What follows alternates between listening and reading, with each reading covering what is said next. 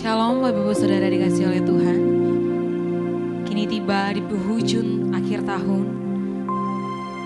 Kita ada sebagaimana ada sampai detik ini. Semua karena anugerah Tuhan semata. Oleh sebab itu mari sebelum kita memasuki tahun yang baru, kita mengucap syukur.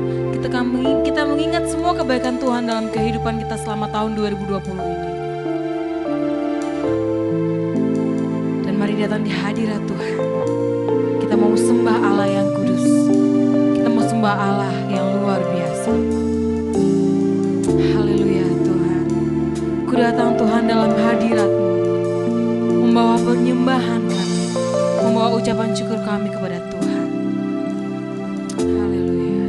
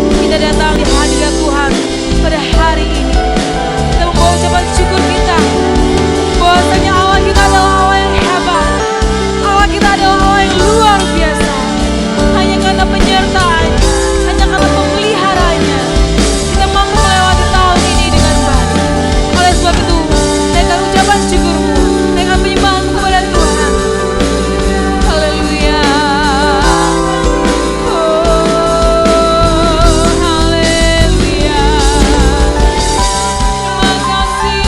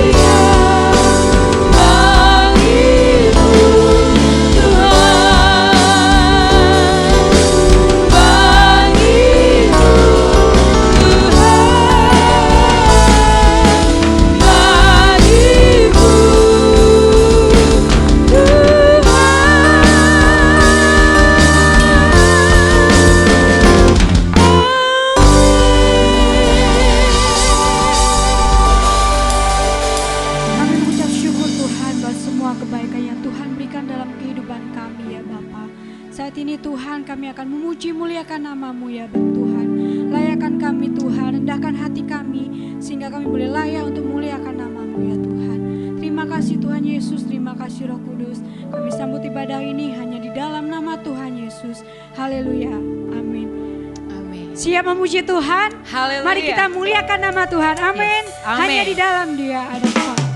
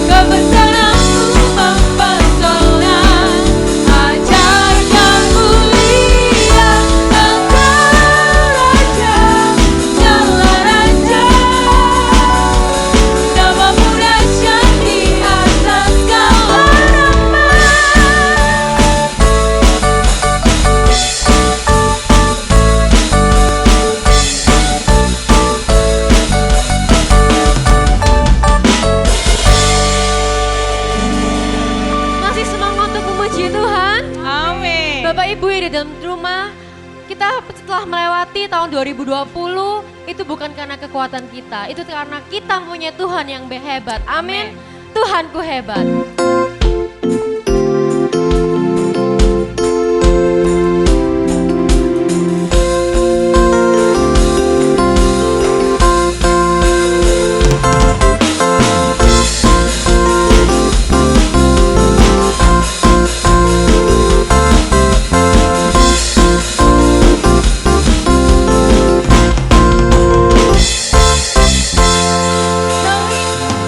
Kau yang hidup di dalam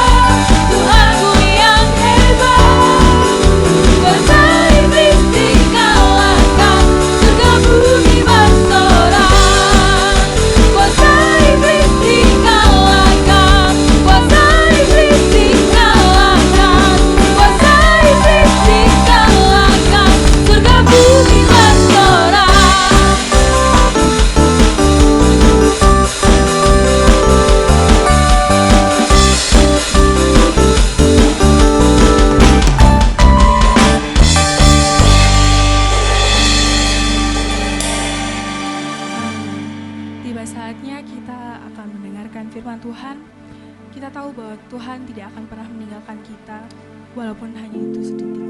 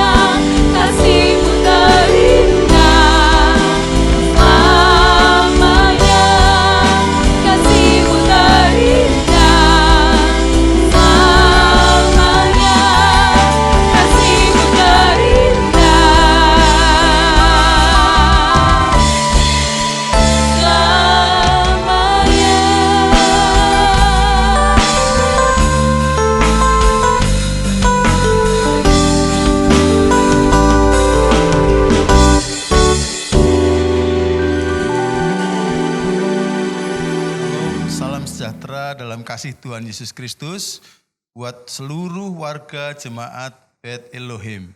Termasuk juga untuk Pak Andi dan Bu Lili sebagai gembala jemaat. Kepada saudara-saudara sekalian di saat yang sangat khusus ini, izinkan lebih dahulu saya atas nama keluarga saya dan juga atas nama keluarga besar Sekolah Tinggi Teologi Satya Bakti mengucapkan selamat Hari Natal dan menyambut Tahun Baru. Dalam ibadah khusus penyambutan tahun yang baru ini kita akan bersama-sama merenungkan kebenaran firman Tuhan.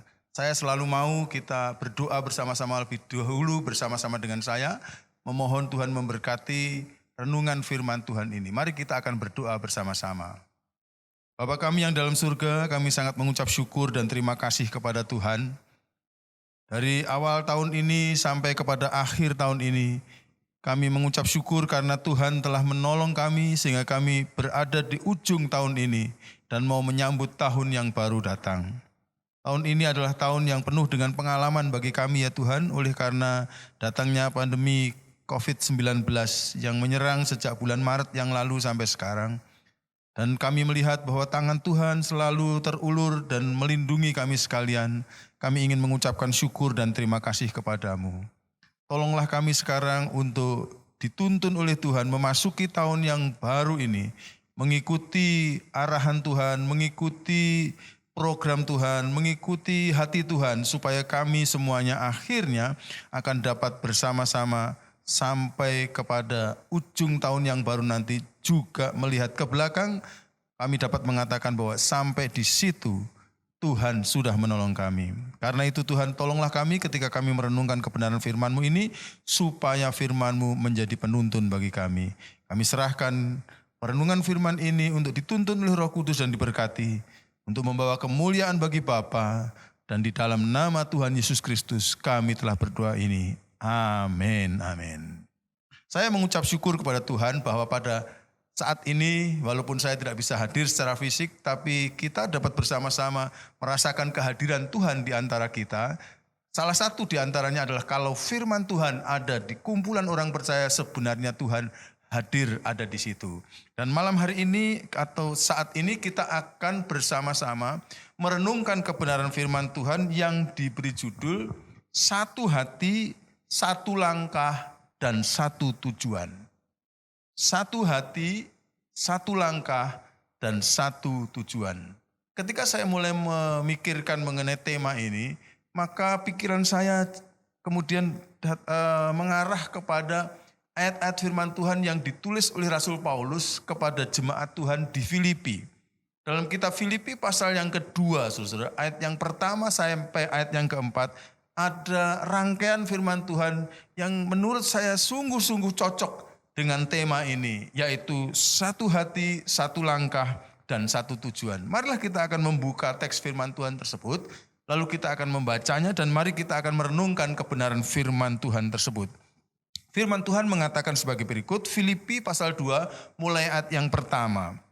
Jadi karena dalam Kristus ada nasihat, ada penghiburan kasih, ada persekutuan roh, ada kasih mesra, dan belas kasihan, karena itu sempurnakanlah sukacitaku dengan ini. Hendaklah kamu sehati sepikir dalam satu kasih, satu jiwa, satu tujuan, dengan tidak mencari kepentingan sendiri atau puji-pujian yang sia-sia.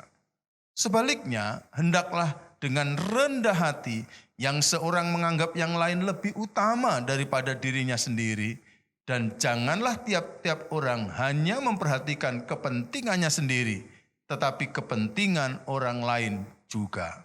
Nah, saudara-saudara yang dikasihi oleh Tuhan, surat Filipi itu dipandang sebagai surat yang sangat pribadi. Karena apa? Karena jemaat Filipi ini kira-kira 9 tahun sebelum surat ini ditulis, adalah jemaat yang dirintis sendiri oleh Rasul Paulus. Dan penulis surat Filipi adalah Rasul Paulus, berarti ini Rasul Paulus sedang mengirim surat kepada jemaat yang dirintisnya. Dan jemaat yang dirintisnya di Filipi ini adalah jemaat yang perintisannya merupakan sesuatu yang adikodrati, ya, yang supra alamiah, yang luar biasa, ajaib. Mengapa? Karena sebenarnya Paulus itu bersama-sama dengan rombongannya telah melakukan perjalanan misi ke daerah Asia. Dan pada waktu mereka berada di kira-kira di Troas atau dekat-dekat dengan Efesus begitu, maka rombongan itu mulai berpikir untuk mengarahkan perjalanan misinya ke arah timur laut, yaitu ke daerah Bitinia. Tapi tahu-tahu sementara mereka berdoa, mereka mendapatkan penglihatan atau visi dari Tuhan, yaitu orang Makedonia, yaitu orang Filipi. Ya, Makedonia itu adalah suatu provinsi yang luas atau gabungan dari beberapa provinsi. Filipi itu adalah satu kota yang menjadi bagian kota yang masuk daerah Makedonia itu. Ternyata Paulus mendapatkan mimpi atau visi ini, yaitu ada orang Makedonia yang berseru-seru, SOS, save our souls, mari datanglah kemari, karena kami perlu diselamatkan. Dan ketika melihat visi itu, lalu kemudian Rasul Paulus bersama teman-temannya berembuk dan kemudian mereka mengambil keputusan, oh rupanya kehendak Tuhan bukan ke daerah timur laut, tapi ke barat daya. Ke barat laut, saudara, ke barat laut, ke arah barat laut, ke arah Filipi. Sehingga dengan itu mereka kemudian masuk ke Filipi. Dan ketika masuk ke Filipi ternyata Tuhan memakai Paulus dan rombongannya untuk memenangkan jemaat mula-mulanya, yaitu keluarga Lydia. Lydia adalah seorang bisnis lady ya di sana. Lalu kemudian ada orang yang kena roh tenung itu diselamatkan oleh Tuhan. Ini biasanya mewakili kaum Yunani, sedangkan orang Lydia mewakili kaum Yahudi businessman. Ini roh tenung ini pekerja kasar ya yang mewakili kaum Yunani. Dan kemudian yang ketiga yang diselamatkan adalah kepala penjara Filipi yang mewakili kelompok Romawi yang adalah para pejabat pemerintah. Jadi businessman atau boleh dibilang business lady ya, lalu kemudian pekerja kasar dan kemudian pemerintah. Kurang apa sekarang? Berarti jemaat Filipi adalah jemaat yang beraneka ragam. Dari segi status sosialnya, pekerjaannya beraneka ragam. Dari segi kebangsaannya, Yahudi, Yunani, Romawi. Pada zaman kuno itu ya 3 itu saja yang disebut sebagai bangsa-bangsa yang ada di dunia. Jadi ini adalah sebuah gereja yang multi etnis, ya, multi kebangsaan. Nah, jadi dengan cara begitu, maka kita melihat bahwa rupanya Rasul Paulus itu sebagai boleh dibilang bapaknya yang merintis jemaat Filipi. Setelah 9 tahun, kayaknya ada 1-2 hal atau 1-2 orang yang agak-agak sedikit kurang kompak gitu. Sehingga akhirnya Rasul Paulus sebagai bapaknya merasa mengirimkan surat dan menasihati mereka. Di dalam nasihat ini, saya lihat ini sungguh cocok kalau diberi tema 1 hati, 1 langkah, dan 1 tujuan. Saya melihatnya dalam 4 ayat yang kita baca tadi, ada 3 perkara dalam kaitan dengan 1 hati, 1 langkah, dengan 1 tujuan. Yang pertama, saudara, bahwa sebenarnya di dalam Tuhan, kita orang-orang percaya ini punya modal yang dikaruniakan oleh Tuhan modalnya. Modal itu terdapat dalam ayat yang pertama. Ya.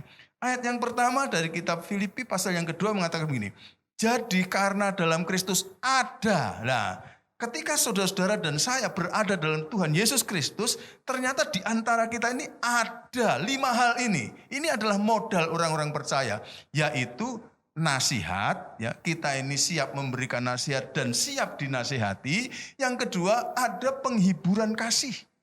Penghiburan yang munculnya dari kasih. Sehingga kita selalu mau menghiburkan siapa saja di antara kita yang perlu dihiburkan. Nah, itu berarti jangan sampai ada yang susah di antara kita. Lalu ada persekutuan roh. Kata persekutuan itu sendiri sudah menunjukkan betapa eratnya suatu hubungan, apalagi kalau persekutuan roh. Dalam bahasa Indonesia ditulis dengan roh, huruf besar, berarti ini persekutuan yang dihasilkan oleh karya Roh Kudus. Itu adalah modal dasar kita, saudara. Saya pernah terkesan sekali dulu pada zaman ketika Irak dan Iran itu sedang berperang, saudara. Pada waktu itu ada satu konferensi penginjilan yang diadakan di Amsterdam di negeri Belanda.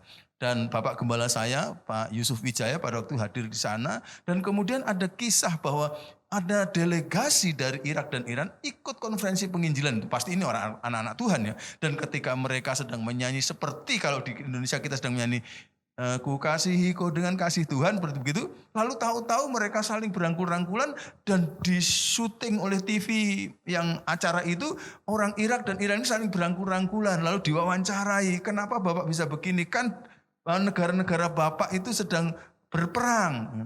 Ya, kami sebenarnya sangat sedih bahwa bangsa-bangsa kami berperang, tapi di dalam Tuhan mau tidak mau kami tidak bisa menyangkal fakta ini bahwa kami ini punya persatuan atau persekutuan dalam roh. Kami disatukan oleh roh itu sehingga kalau kami bersekutu, berfellowship, berkumpul, saling berbagi kasih, ini rasanya enak sekali. Modal yang keempat dikatakan kasih mesra.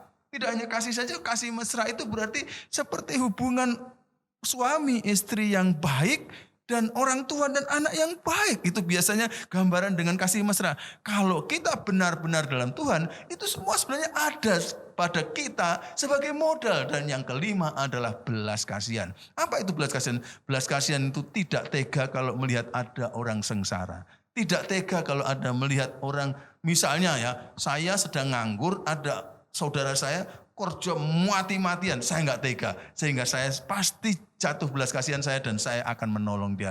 Jadi dalam Tuhan ini sebenarnya ketika Tuhan menyelamatkan kita, kita dikaruniakan modal bersama di antara jemaat ini. Ada 5 hal ini saudara. Ada nasihat, siap dinasihati dan menasihati. Ada penghiburan yang dilahirkan oleh kasih.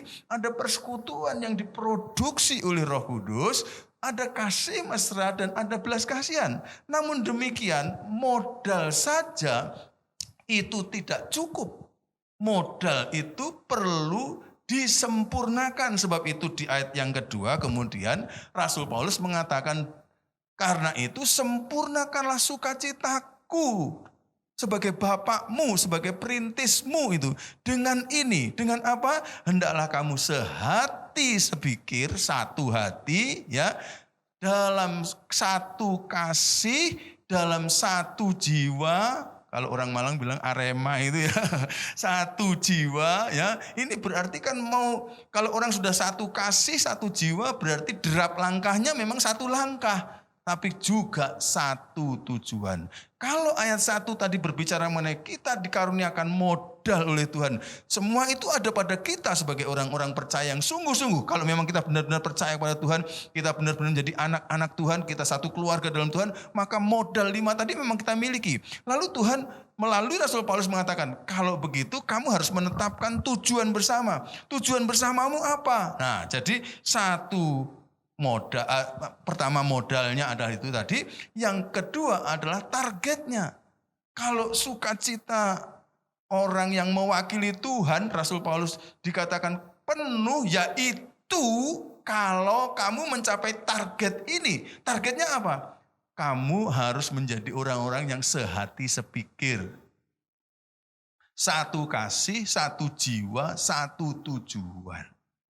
Nah, jadi modal tadi sebenarnya cukup untuk membuat kita menjadi orang-orang yang mencapai target ini. Sebagai anak-anak Tuhan, sebagai satu keluarga dalam Tuhan.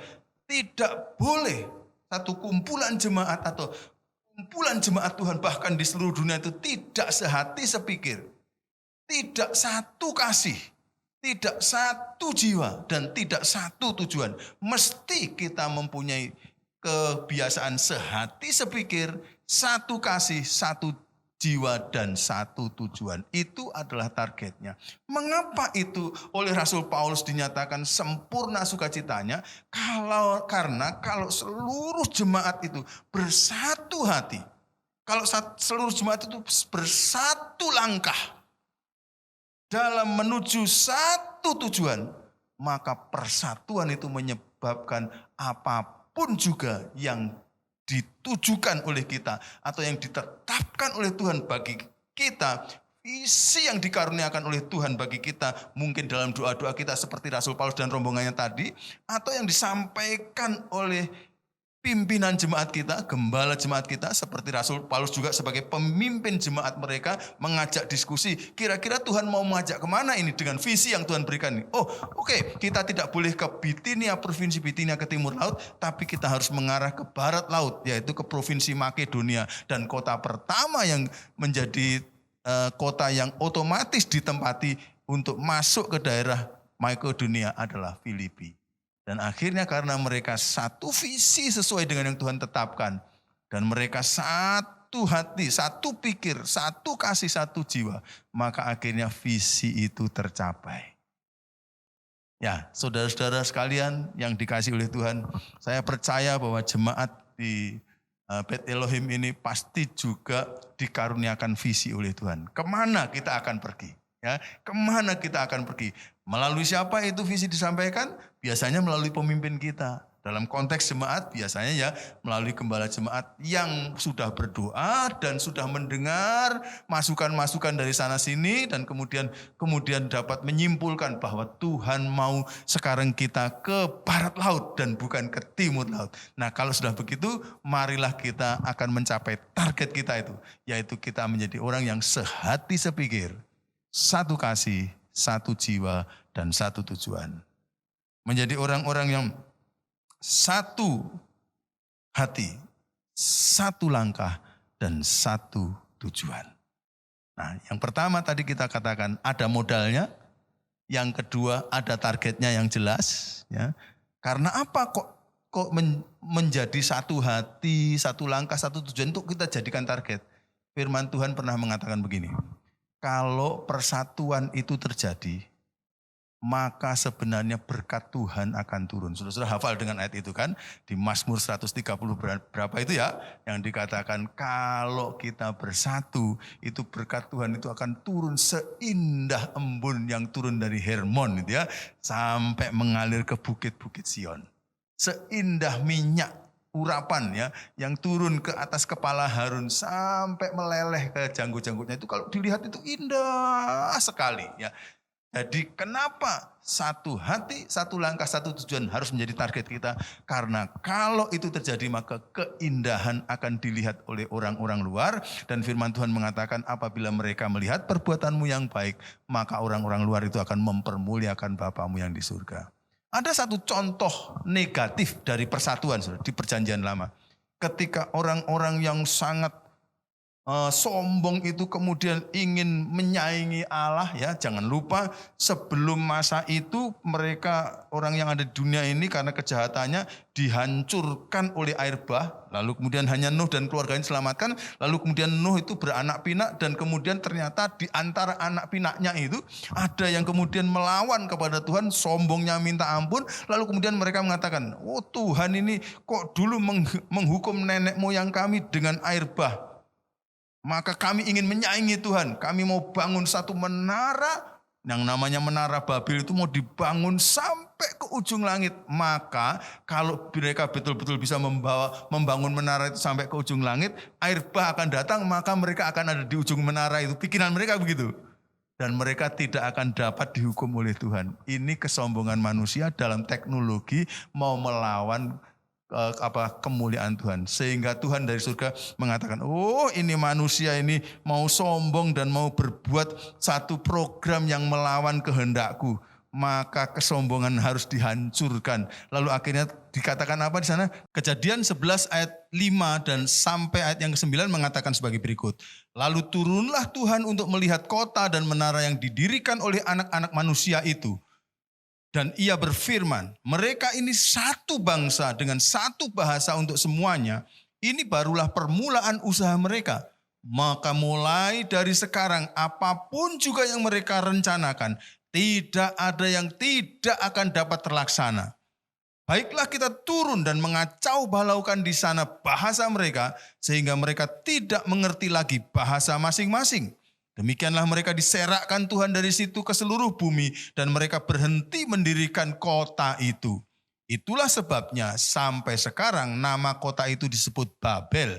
Karena disitulah dikacau balaukan Tuhan bahasa seluruh bumi dan dari situlah mereka diserakkan Tuhan ke seluruh bumi. Nah, saudara-saudara sekalian di sini kita melihat bahwa kuatnya persatuan itu. Apabila persatuan itu ada dan sangat kuat, bahkan untuk tujuan-tujuan yang negatif untuk melawan Tuhan juga, Tuhan sampai katakan, enggak akan ada yang bisa menghalangi ini.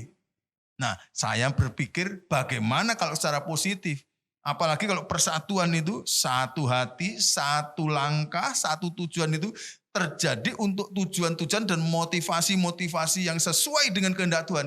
Pasti itu akan terjadi dan diberkati oleh Tuhan luar biasa. Karena itu, marilah saudara-saudara, kita mempunyai target bersama, yaitu kita mau bersatu hati, satu langkah, supaya tujuan bersama yang dikaruniakan Tuhan kepada kita sebagai visi gereja kita, yang mungkin telah disampaikan berkali-kali oleh Bapak Gembala Sidang, itu akan dapat terlaksana untuk kemuliaan dari nama Tuhan. Nah sekarang kita perlu belajar, ya tadi sudah kita mempelajari modal yang kita miliki apa, lalu kemudian targetnya apa.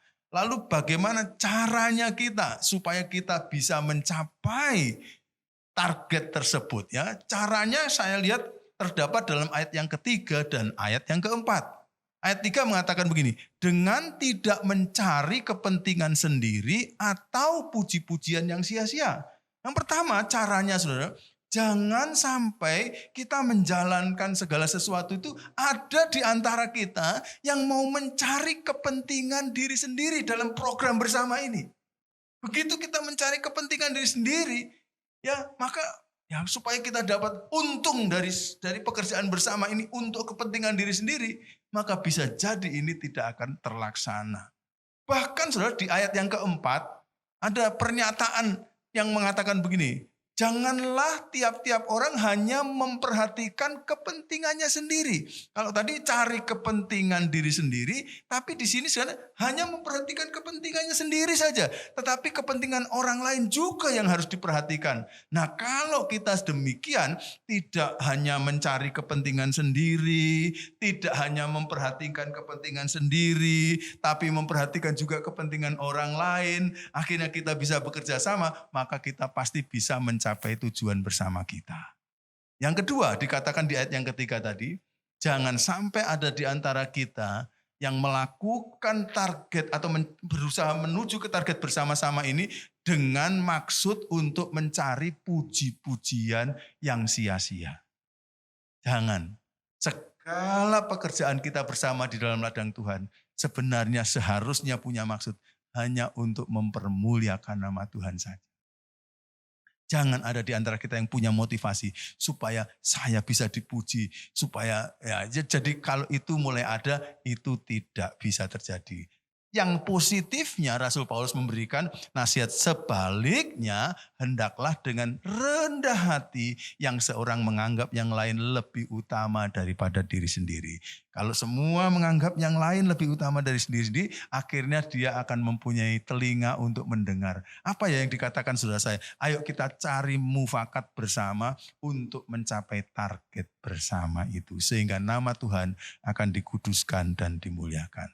Saudara-saudara, kalau saya mau mengilustrasikan ini dengan sedikit mudah, sebenarnya kira-kira kalau kita ngomong mengenai satu hati, satu langkah, dan satu tujuan untuk mewujudkan visi Tuhan, ya, yang mungkin sudah ditangkap oleh Bapak Gembala Sidang bersama kita semua jemaatnya ini, kira-kira seperti apa sih ilustrasinya? Saya dapat melihat ilustrasi terbaik itu dari permainan tim sepak bola.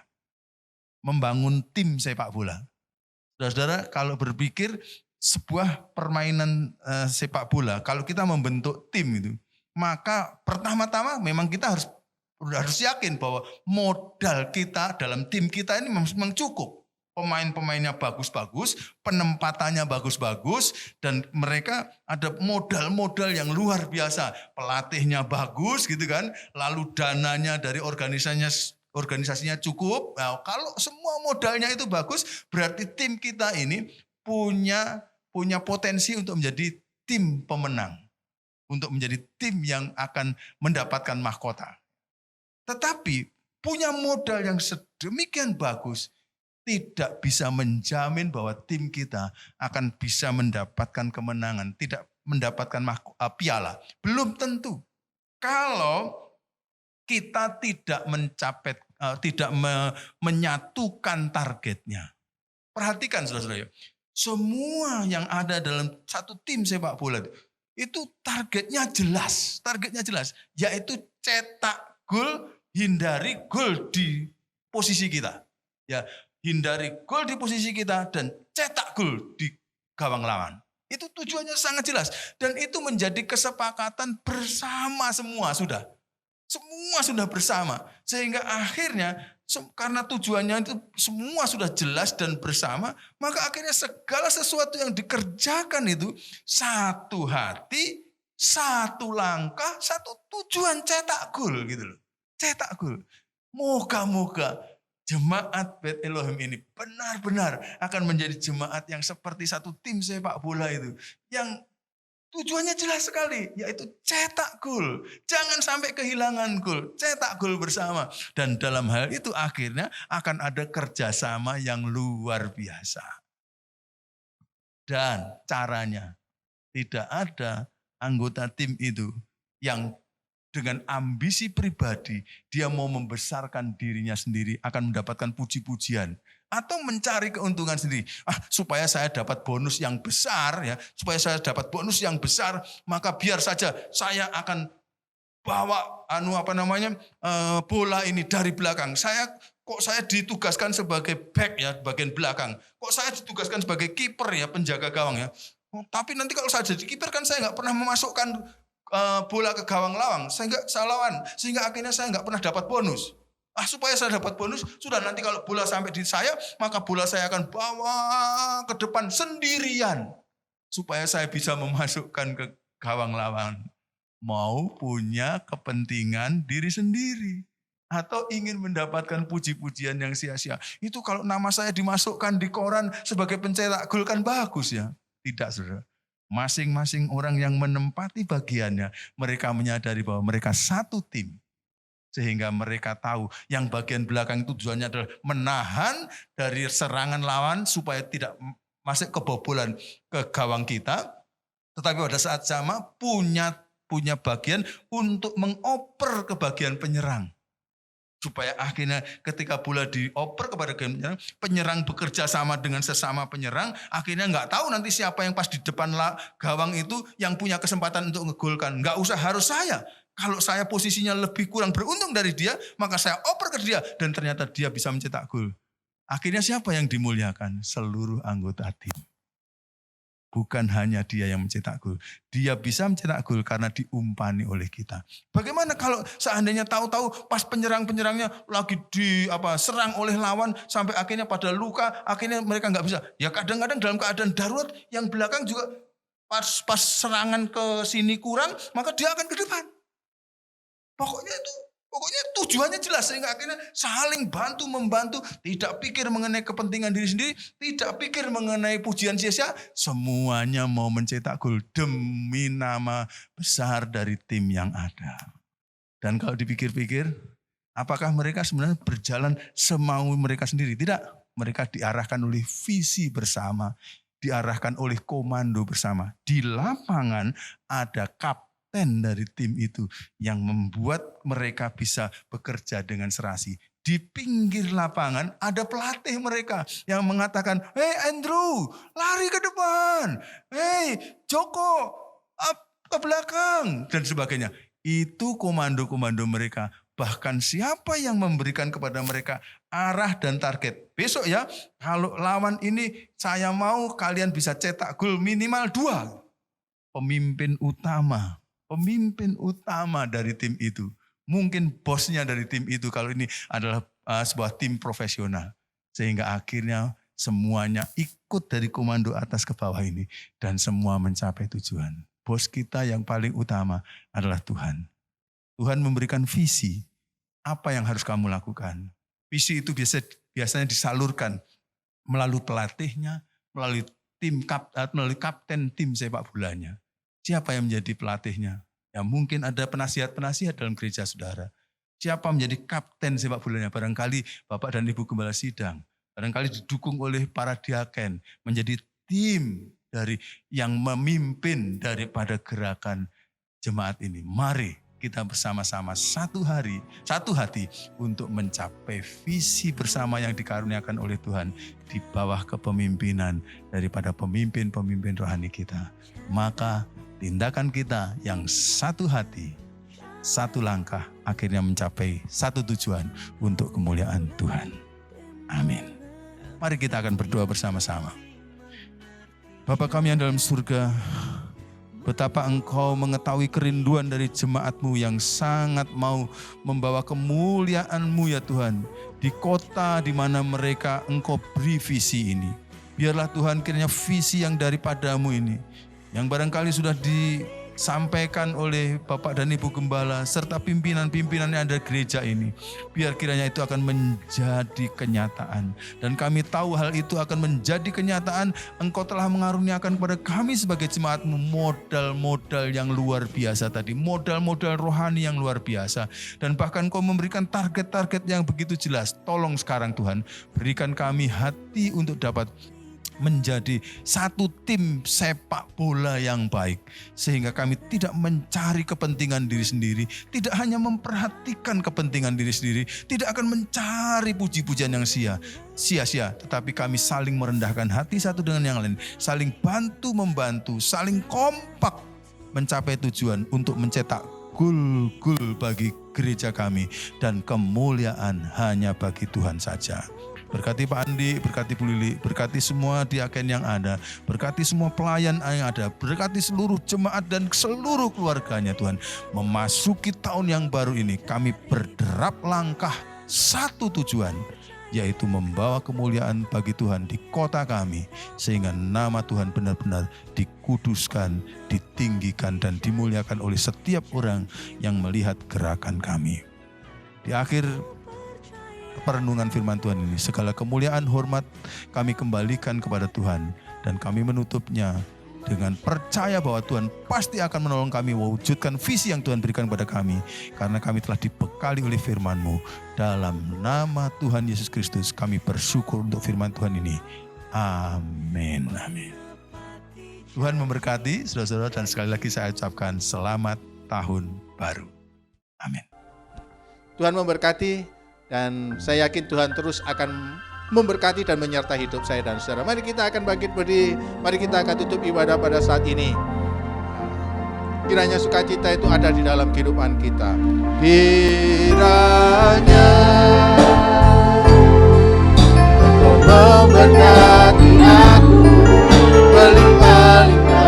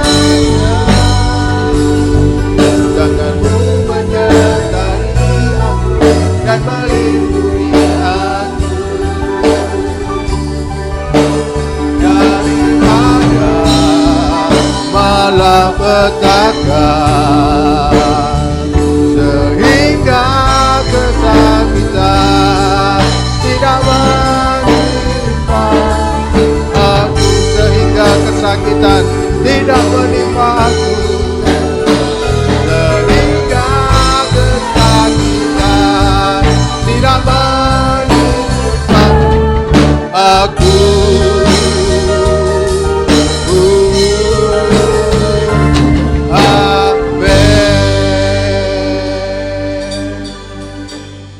Kiranya Tuhan akan memberkati kita semua, dan kiranya Tuhan juga akan memberkati bangsa dan negara kami Indonesia. Tuhan akan mengurapi para pemimpin bangsa kami. Tuhan akan memberikan keamanan. Tuhan terus akan juga menjaga TNI Polri dalam menjalankan Tuhan menjaga keamanan bangsa dan negara kami. Tuhan memberkati Pasuruan dan Pandaan di mana kami berada. Dan Tuhan memberkati Taman Dayu. Tuhan memberkati setiap umat-Mu, jemaat-Mu GSC Bet Elohim. Baik mereka yang ibadah di rumah-rumah juga Tuhan yang akan memberkati. Yang sakit Tuhan sembuhkan. Yang kekurangan Tuhan cukupkan keperluan mereka. Yang mereka mengalami pergumulan Tuhan memberikan kemenangan di dalam kehidupan mereka. Dan kuatkan iman percaya mereka. Dan kami serahkan seluruhnya ini ke dalam tangan Tuhan Yesus. Tuhan akan memberkati baik dalam usaha kami, pekerjaan kami, rumah tangga kami. Tuhan memberkati pendidikan kami dan anak-anak kami. Tuhan memberkati keluar masuk kami dan masa depan kami. Oleh karena itu, mari pada saat ini kita mengangkat tangan. Bapak Ibu Saudara yang saya kasih di dalam nama Tuhan Yesus. Kiranya berkat kasih setia Allah Bapa, damai sejahtera dari Tuhan kita Yesus Kristus, kekuatan serta penghiburan dari Roh Kudus akan menyertai engkau secara luar biasa sampai Tuhan Yesus datang kedua kali menjemput kita. Mari kita semua yang percaya katakan, amin. Tuhan memberkati.